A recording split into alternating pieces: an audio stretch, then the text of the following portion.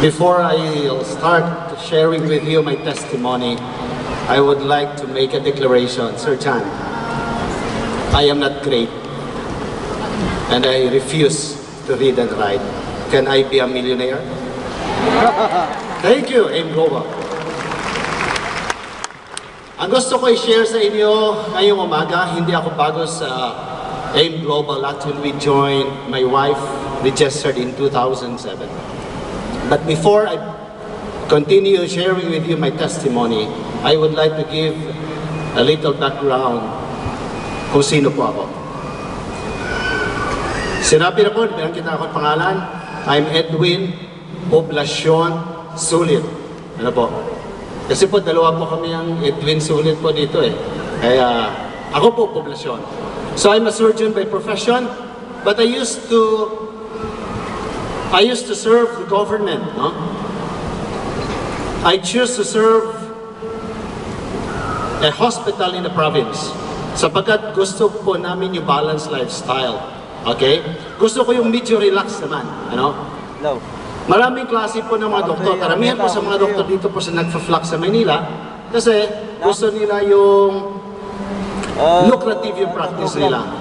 Subalit, mayroong grupo din mga doktor na gusto nilang doon sila mag-serve sa mga less fortunate. At kami po yon. So habang po ako right after ng aking graduation and I took the board exam in 1992, I immediately served the province. Doon po ako nag-start na aking practice sa San Jose District Hospital sa San Jose Occidental, Mindoro. I served the government for almost 15 years. I started in 1992 and ended in 2006. 1992 po hanggang 2003, nandun po ako sa San Jose Occidental, Mindoro. But noong 2003 po, my mother had a problem, heart problem. Okay? Yung mga kapatid ko po, mga nurses sila lahat, pumunta na po sila sa ibang bansa. So wala na po makasama ang aming nanay. My mother had a complete heart block. And she was due for pacemaker insertion. Okay. Dahil wala na pong mag-aalaga sa kanila, we finally decided to go home. Kapagkat po kami ay taga-Gimaras. Gimaras Island po kami. Yung lugar po namin ay matamis sapagkat ang mangga po na pinakamatamis ay matatagpuan po sa amin sa Gimaras Island. Palakpakan po natin. So umuwi po kami. And in short, naoperahan po yung mother ko and last year pumunta na po sila sa US. She was restored back to health. Okay, nung nandoon po kami sa Gimaras, nag-serve na rin po ako ulit as Chief of Hospital ng District Hospital sa province namin.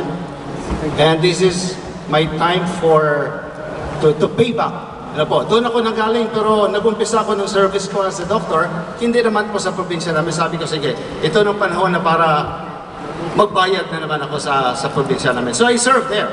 Habang nandun po ako, na-realize ko na anak pala ako ng isang nanay na may sakit sa puso. At ating paniniwala po na pag ang sakit sa puso, ang isang pamilya ay mayroong sakit sa puso o ang magulang may sakit sa puso, ito po ay napapamana din sa kanyang mga anak. So nag-isip po ako na I have to change my lifestyle. So I became interested with the preventive side. Habang nandun po ako nagsiserve, medyo relax naman pang buhay, so I had a chance to took up nursing. In our medical textbook, hindi ko po natutunan ito. Subalit, nung nag-take up ako ng nursing, I learned that health is a continuum. It's from death to ultimate health. Okay, what happens is that usually, tayo po, no, yung mga tao, hindi nila binibigyan ng pansin ang kanilang kalusugan kung wala silang nararamdaman, di ba? Sabihin natin, hayaan mo na lang. Pag may sakit tayo, pag may nararamdaman, punta na lang tayo sa doktor. Tama po, yun po ang sinabi ni Rini Dobos. Rini Dobos is one of the renowned bacteriologists in olden times. And sabi po niya, to ward off disease or recover from health, men find it easier to depend on the healers than to try a most difficult way of living wisely. Yun po naging ugali ng tao. Kaya po, nahawa na rin po yung mga doktor. Ang doktor hindi na rin makaka-attend sa mga tao na walang karamdaman. Nagiging cycle po yun. Okay? Yung mga tao hindi pumunta sa doktor pag walang karamdaman, ang mga doktor hindi na rin makapag-treat sa mga tao na walang karamdaman. Salamat po sa M-Global sapagkat, okay? Yung ating produkto po, kahit walang karamdaman, ang lahat na tao na nandito ngayon at lahat na tao sa buong mundo ay nangailangan ng ating supplement po na C24/7. Salamat po kay Sir Morris, Dr. Morris po nag-invent itong ating C24/7. Ang unang-una po na beneficiary noon ay ako. Sabi nga po, to see is to believe. Kung hindi mo mapatunayan sa sarili mo at hindi mo makita, hindi ka maniniwala. Ganun po talaga yung tao. Diba? Isang araw po, habang ako ay nandun nag-serve sa Guimaras, somebody called me and invited me to join the pharma company. In the past 6 years, I was serving or I was employed. No? Kasi yun pong namulatan natin eh. Mag-aral ka para mag-employed ka. So, to start my career, employed ako sa government. And in 2006, my classmate who owned a pharma company invited me to join him. Nandito lang po kami sa Tectite. Doc Ed. Nandiyan lang po kami. Because he joined in the politics, so I joined him, I helped him. But one day, because of so much stress, we joined in government tenders. The last bidding I won before I left was a 5,000 units of bed worth 150 million project in the government. That's a nationwide delivery. Malaking project po, subalit yung boss ay hindi pa rin kontento, no? Pressure pa rin na pressure. Dito po sa M-Global, iba, no? Ang apply mo, tatawag sa inyo, hindi para i-pressure ka, kundi i-encourage ka. Palakpakan po natin ang M-Global. Kaya po, I made a decision. Sige po, tuloy po muna ninyo. I made a decision. Ngayon po, pinapabalik ako doon sa company, but I decided not to go back. But I decided to go full-time here at AIM Global because here, it's not a pressure, but it's an encouragement and help from your upline. Palakpakan po natin ulit ang ating mga upline. So, ganun po ang nangyari sa akin. So, ang una po, ako po mismo, while joining in a pharma company, one day, I developed a severe back pain. Nag-deliver po kami ng anesthesia machine. We want 22 units ng anesthesia machine po sa DOH. Dineliver ko po sa Buanga. Then I started helping them to put the anesthesia machine down from the car, from the van. And then suddenly when I went home, I experienced a severe pain on my back. So I had the consultation in the hospital and I was diagnosed spondylosis at level Lumbar 1 and Lumbar 2. Ilan po sa atin dito yung mga doctors and medical practitioners? Taas niyo po yung kamay. I know you can understand. The next slide please. So that was August 2012. Ito po yung MRI na kinuha sa akin. Nakita po ninyo, sira na po yung aking spine, L1 and L2. The disc totally disintegrated. Nakita po ninyo puti na. Gas na po. Okay, next slide please. And there's so much restrictions. Kinabahan na po ako dito kasi hindi na po ako makapagtrabaho. Sabi ko, magkukuleyo pala yung panganay ko. And he planned also to take up medicine. And because ang kanyang lolo po ay mayroong brain tumor, gusto niya pa, ang ambisyon niya ay maging isang neurosurgeon. So paano na lang po ngayon? I have so much restrictions. I cannot run because I'm also a runner. Idol ko po si Sir Miguel because I am also a half marathoner. Yes sir, paturo po ako sa inyo, pa-mentor po ako. No weight-bearing exercises. Sapagkat po, lalo masira po yung ibang mga spine ko pa na hindi nasira. No travel more than 2 hours by land. So paano na po ako makapagtrabaho? Because in my work, I have to travel all throughout the Philippines and also not only the Philippines, but many parts of the world. I had a chance to travel at Cape Town in Africa. I had a chance to travel also in the US. I visited a pharma company carrying anesthesia, sevoflurane. The company is located in New Jersey. The company is named Halocarbon. So, ganun pong nangyari. I had the privilege also to travel around the world. But this time, hindi na po ako makatravel. Paano na lang ang mangyayari sa buhay namin? Including the education of my children. Next slide, please.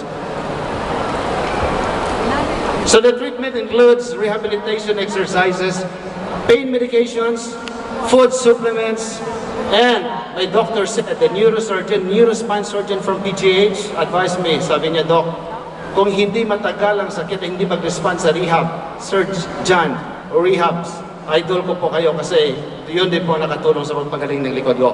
Sabi niya, subalit kung hindi gumaling likod mo, we have the choice but to conduct operation. Nalagyan po natin ng kalso para hindi po maipit yung spinal accessory nerve ninyo. So ganun po ang advice niya sa akin. Salamat. I changed my lifestyle, I changed my diet. Next slide please. I explored many options. One, I enrolled in a cheap program in Manila Sanitarium and Hospital which teaches us to eat fresh foods, avoid highly processed foods as much as possible. You eat fruits and vegetables fresh. Sapagkat po yung enzymes ay hindi pa nasisira by heat. Tama po, Doc Morris? And I also explored autologous stem cell. Ang stem cell po ay famous ngayon, di ho ba? Tama.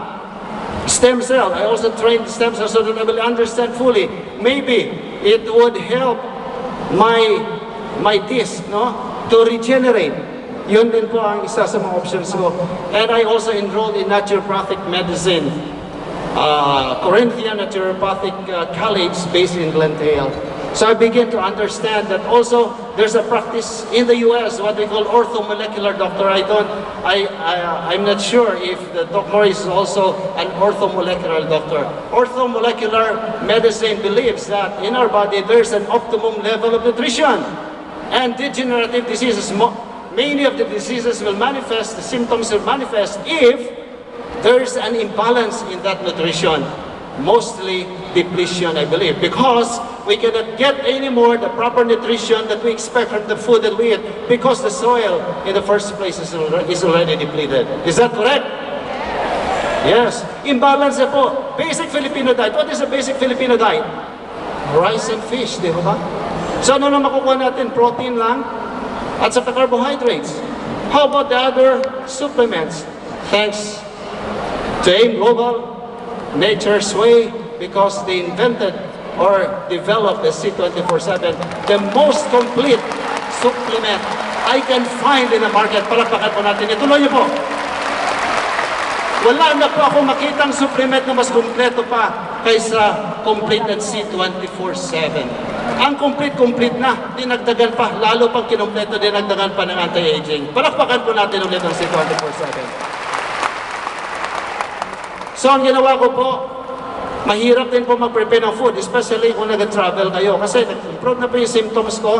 When I go back to my doctor, after taking C24/7, okay, regular ko po, because it's a complete nutrition already, my doctor was surprised. Sabi niya, Doc, wala ka ng symptoms, hindi ka na-operahan. Palakpakan po natin ulit. It is because of C24/7 that the pain on my back was gone. And I'm no longer a candidate for surgery. Next po, hindi lang po sa akin. Ang amin pong ang father and mother-in-law ko po ay nakatira sa amin. My wife is there. I would like her to stand also for acknowledgement, please. Yeah, she's there. Okay, yung father niya po, veterano rin po ito. Isa na lang pong kidney. Opera po multiple stones, long time ago. And in the year 2003, nagka-seizure po siya. Ang tagal po ng seizure niya, siguro mga 2 oras. In Russia sa hospital, maraming hospital dinala niya. Eventually, he was operated, admitted. Next slide, please. Next slide. Next case. Ay, sorry po. Ang second case pala is a high blood pressure. Yung mother po niya is a candidate, has a high blood pressure. Ano po? The highest BP is 200/110. This mother-in-law of mine is maintained on several antihypertensive drugs, and the latest was amlodipine 10 milligrams once a day. But because of the SM product, Vida, okay, it has human clinical studies, right? So, kung nahihirapan po kayo mag-penetrate sa doktor, gamitin po ninyo yung Vida. It has human clinical studies. Okay, thank you po for the reminder. So we use Vida. Sabi ko, gamitin for 1 week. And then, sinok po siya for 1 week. After 1 week po, next slide, tinanggal ko na po yung kanyang amlodipine. I was surprised that the BP, I'm not surprised. It's expected that the BP will be maintained by Vida. And sa ngayon po, wala na siya ibang medications, only Vida. Next slide, please. And there are some occasions pala na kung minsan naubos siya ng Vida, may 3 days, maintain pa rin po ang kanyang blood pressure because there is a sustained dilatation of the arteries. And the third is the patient I'm mentioning, he was diagnosed with meningioma. He was operated. Next slide, please. Yeah, that's the admission record. Next slide, please. That's the operation record. He was operated. Hindi po nasimot, hindi naubos yung brain kasi ang tumor sapagkat nag-encroach po sa brain tissue. Kung uubusin po yon, maparalyze po siya totally kasi po yung part ng brain natin na po control ng movement po ay inabot yun na. Yeah, next slide please. So that's the clinical abstract and the biopsy states that it's a meningioma. Yeah, okay. Meningothelial meningioma. Next slide please. The patient after operation, he was discharged apparently improved without seizures. Next slide please. Okay. And he was discharged with medication, Dilantin as maintenance medication. Next slide please. Yeah. That's after operation po. Tuwang-tuwa na po kami kasi wala na po siyang seizure. Salamat. Next slide please. Subalit, noong 2009, doon na naman ulit. He developed seizure attacks again almost every day. And the Dilantin was increased by the doctor. Next slide.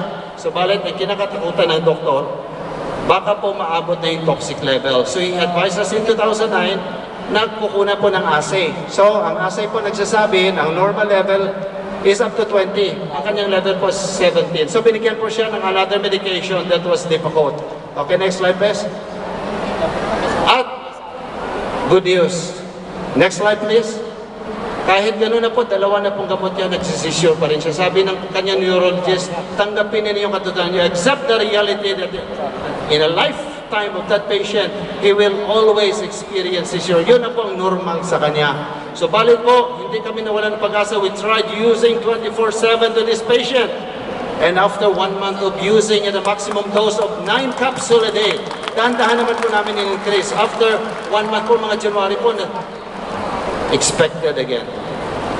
As promised. Maybe the inflammation is controlled and we don't observe seizure anymore. Na-control po kanyang seizure. Palakpakan po natin ulit ang C1247. Next slide. So he is maintained now upon the advice of our medical consultant, 1 capsule 3 times a day. Next slide please. Few slides. So yun po ang pasyente natin. Although po hindi po siya makalakad, isang araw pinapanalangin mo sana makatayo siya ulit. Next slide please. So because of this, we are now a believer of the product. And not only me, my wife, but the whole family get a family account. We are all AIM Global Distributor. And after 1 month of labor and effort, next slide please. Me and my eldest daughter were qualified as silver executive. Thanks to my upline, Mr. Alboro, who helped us to attain this. And we are now going to become a gold ambassador soon. Next slide, please. Okay, that's during the Banggaan Festival in Gibaras. I'm inviting you next year to go to our province to taste the sweetest mango in the world, and also our Nature's Way, and also DSM guests here, and from Japan maybe. We are inviting you to our province, sir. Next slide, please. The father of medicine says, let your food be your medicine and your medicine be your food. Next, the last slide. As a medical doctor, it is my responsibility to cure disease, and it is my passion to promote health and prevent illness through lifestyle modification and nutraceutical products by AIM Global Incorporated.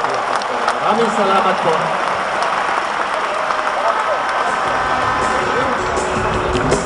All right, thank you. Let's give it up.